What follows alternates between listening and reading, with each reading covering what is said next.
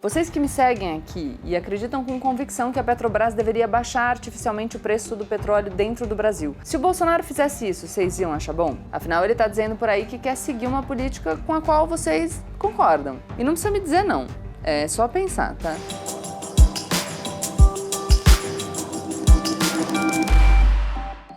Olá, pessoal! Como eu sempre digo, a partir de agora, menos emoção e mais razão. Aproveita, se inscreve no canal, deixa seu like e compartilha esse vídeo com os seus amigos. Desculpa pelo último vídeo, eu sei, eu coloquei o fone e aí o microfone do fone ficou no meu cabelo, mas eu jurei que eu tava arrasando com o fone de ouvido. Percebi que eu tenho que ou segurar ele aqui ou fazer de um jeito que ele não coisa com o meu cabelo. Como faremos? Não sei como faremos, porque se eu faço sem o microfone também o povo da Play 9 briga comigo. Então é isso. A gente vai dar um jeito, mas não sei qual será. Dito e feito, como é de costume do nosso excelentíssimo presidente, quando começa a fritura de um integrante do governo, já sabemos que aquele ali não dura muito no cargo. O Bolsonaro não só demite a pessoa, ele gosta de humilhar. Depois de algumas semanas de ameaças, o Bolsonaro finalmente trocou o presidente da Petrobras pela terceira vez no seu mandato. O mandato dele tem um pouco mais de 3 anos. Sai o general Luna e Silva, que havia substituído o Roberto Castelo Branco. Ambos caíram porque não aceitaram interferir artificialmente no preço da gasolina, que seria a vontade do presidente. E entra Adriano Pires, um consultor respeitado na área energética, que parece ter um bom currículo, atua há décadas no setor, tem mestrado e doutorado na área. Agora, eu juro que eu fico aqui, parando um pouco o vídeo. Como é que uma pessoa dessas aceita trabalhar pro Jair? Isso eu ainda não descobri. Mas vamos lá, Que bom que pelo menos o moço parece ter currículo para a função que vai ocupar. A gente ainda tem que ver o que vai acontecer. Enfim, tem currículo ao contrário de muitos outros desses do governo. General Pazuello. Bolsonaro está há semanas reclamando que o preço da gasolina não pode variar de acordo com o preço internacional, que algo deveria ser feito. Aliás, vejam que nisso aí ele concorda com muita gente que faz oposição a ele, só para vocês se atentarem para a complexidade desse debate. Vou chamar atenção para que vocês aproveitem para pensar. Vocês que me seguem aqui e acreditam com convicção que a Petrobras deveria baixar artificialmente o preço do petróleo dentro do Brasil. Se o Bolsonaro fizesse isso, vocês iam achar bom? Afinal, ele está dizendo por aí que quer seguir uma política com a qual vocês concordam. E não precisa me dizer não, é só pensar, tá? Eu falo isso porque é muito bom pra gente pensar se a gente defende ideias ou pessoas. Se a ideia vem de uma pessoa que eu não gosto, ela é sempre ruim? E se fosse uma ideia que eu achava boa antes? Agora, por vir de uma pessoa ou grupo de quem eu não gosto, ela automaticamente vira ruim. E será que uma ideia que antes eu achava absurda, se ela agora vier da boca de uma pessoa que eu gosto, ela fica palatável? Tipo, sei lá, um candidato a vice de um partido historicamente rival que eu passei os últimos 30 anos criticando. Enfim.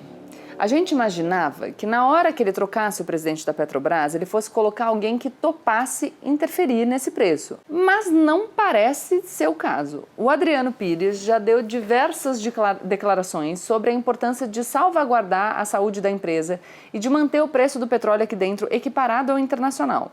No começo do ano, aliás, ele escreveu uma coluna argumentando que o erro da Petrobras foi não ter repassado os aumentos internacionais antes. Defendeu a ausência de ingerência do governo na empresa. Eu vou citar aqui o novo presidente da Petrobras, abre aspas. Essa política de preços é essencial para manter o abastecimento do mercado doméstico, permitir investimentos em toda a cadeia do petróleo e do gás natural e remunerar os acionistas. Ué!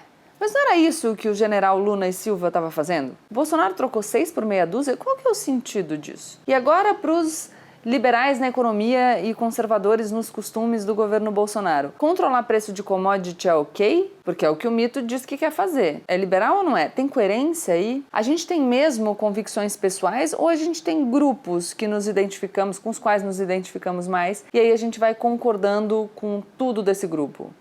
Então fica aí a reflexão para todo mundo.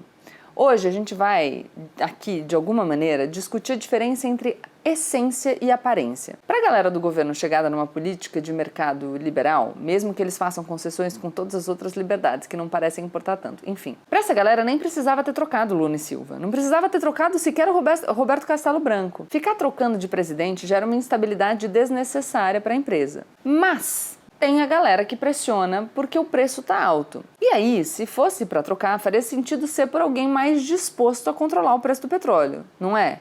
Então, o que tá rolando? A gente fez um vídeo aqui no canal falando dessa questão atual dos combustíveis e explicando como a formação de preço da gasolina e do diesel é super complexa. Eu vou pedir para a produção deixar linkado aqui para vocês. São várias as situações no cenário mundial que estão elevando o preço desse insumo. Países produtores vêm limitando a quantidade de petróleo que eles colocam à disposição no mercado exatamente para subir o preço. A Rússia, um produtor importantíssimo, está há um mês numa guerra sangrenta, sofrendo diversas sanções internacionais. As cadeias de produção ainda estão todas bagunçadas por conta da pandemia. O petróleo está caro e, por ser uma commodity, o preço dele é igual no mundo todo. Vejam aí o vídeo que a gente linkou que vai dar para entender melhor essa parte. E é horrível isso. É mesmo. O preço do petróleo impacta no preço do combustível, que aumenta o preço de quase todos os produtos que a gente consome, porque eles são majoritariamente transportados de caminhão. A inflação no nosso país já está alta e corre o risco de aumentar ainda mais. E o que é cruel da inflação é que ela atinge de maneira mais forte os mais pobres, que precisam consumir toda a sua renda para sobreviver e consomem itens básicos que eles não conseguem substituir facilmente. São pessoas que não têm a escolha de deixar o dinheiro no banco protegido. É uma situação muito cruel. Quem é mais velho aqui vai lembrar os períodos de inflação nas alturas que o Brasil já viveu no passado e lembra do desespero. A gente ainda não está nesse patamar. A inflação aumentou, mas nada parecido com o que já foi.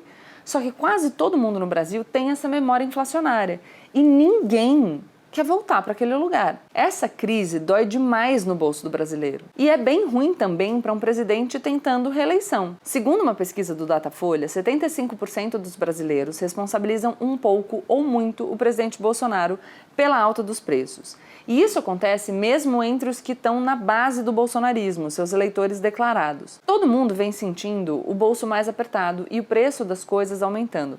Vocês lembram lá atrás, quando a gente disse por aqui que o tema das eleições ia ser economia? Pois é, as pesquisas já apontavam isso e vai ser mesmo.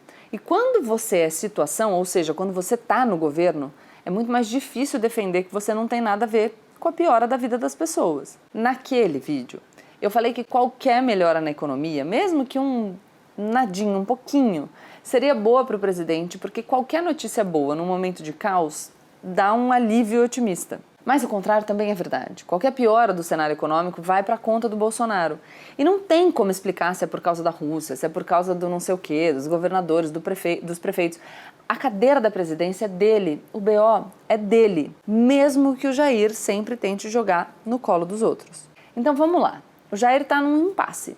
Ele está com uma batata quente na mão e ele vem se equilibrando numa corda bamba de interesses conflitantes. Os liberais na economia, que sonharam com um Paulo Guedes, posto Ipiranga, e o eleitorado, que está precisando de um alívio, que está precisando que o governo gaste dinheiro. Os caminhoneiros, por exemplo. Quem é que ele vai agradar? Se o Jair adotar uma postura de intervenção nos preços da Petrobras, ele desagrada os liberais da Faria Lima. Se ele faz cafuné no povo do patinete e deixa a população mais ampla descontente, ele não se elege. Então o que ele faz? Faz os dois. Ou nada. Ele troca o presidente da Petrobras para dizer que ele fez alguma coisa, mas não coloca alguém que vai mudar a política de preços da empresa. Vocês percebem? É uma atitude descolada entre o que parece ser e o que é. E essa distância entre as duas coisas permite a difusão concomitante de discursos contraditórios. Por um lado, ele precisa agradar a base que quer um discurso mais intervencionista. Por outro, ele quer segurar esses liberais mercadistas com ele, o discurso mais pró-mercado. Principalmente num momento em que as pesquisas de intenção de voto estão captando um desânimo dos eleitores que seriam da chamada terceira via e percebem que alguns estão voltando ao bolsonarismo por rejeitarem completamente a opção Lula. O Bolsonaro vai ter que servir a dois senhores e a essa demanda interessa essa distância entre aparência e essência, entre o que ele diz que vai fazer e efetivamente aquilo que vai acontecer. O fato é que agora que a gente está se aproximando da eleição, a gente vai ter que entender quais são os votos em disputa. Com a terceira via murchinha, esses votos vão ter que ir para algum lugar. Claro, se essa questão da terceira via não mudar, porque no Brasil tudo pode mudar e muda rápido. Mas a gente está falando do hoje, e hoje a terceira via está murcha e essa galera é a que rejeita um ou outro candidato majoritário, e é uma galera mais moderada. Não por outro motivo, no campo da pré-campanha do Lula, nós vemos uma propaganda ostensiva do Alckmin como vice. São esses votos que o PT está buscando. Ou seja, a gente vai ver muitas mensagens contraditórias nos próximos meses. Todo mundo com um pé em cada canoa. A gente sempre tem que pensar na intenção de quem está tomando a decisão política. O que vocês acham que o Lula quer quando ele traz o Alckmin para vice? O que é que o Bolsonaro quer quando ele troca o presidente da Petrobras num momento de descontentamento com a alta de preços, mas coloca um nome liberal na Petrobras de novo? Importante ressaltar. Não tem juízo de valor aqui. Eu não estou falando que isso é bom ou ruim. É uma estratégia legítima. Eu estou só mostrando para vocês essa dinâmica. Para você ser eleito, você tem que fazer concessões. Agora, se a gente, eleitor, tiver problema com essas concessões, a gente tem que reclamar com o candidato. Não adianta ficar brigando com os outros. Não adianta brigar comigo que estou contando para vocês. Briga com quem decidiu pela estratégia. E se essa estratégia de abrir concessões, de se equilibrar numa corda bamba é legítima, também é legítimo que nós, eleitores, não permitamos que os políticos não respondam como eles vão resolver essas contradições. Eles podem estruturar a estratégia deles, mesmo que seja contraditória? Pode.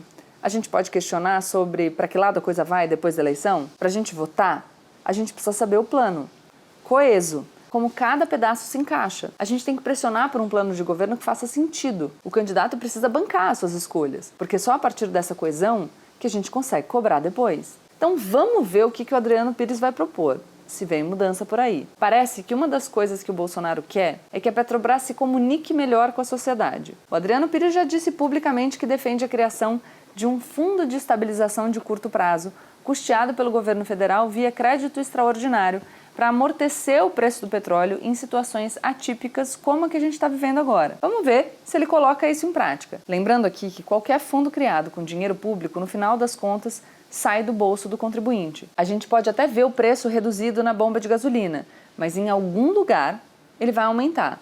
Estou falando que a ideia é ruim? Essa ou qualquer outra que suavize o impacto imediato da variação do preço do petróleo no bolso do consumidor final? Não estou. Só estou falando que o dinheiro para custear isso vem de algum lugar. Toda ação tem consequências. E a gente só precisa saber delas para decidir de maneira consciente. Então vamos esperar para ver o que rola. Deixa seu like, se inscreve no canal e compartilha o vídeo com seus amigos. Tchau, tchau!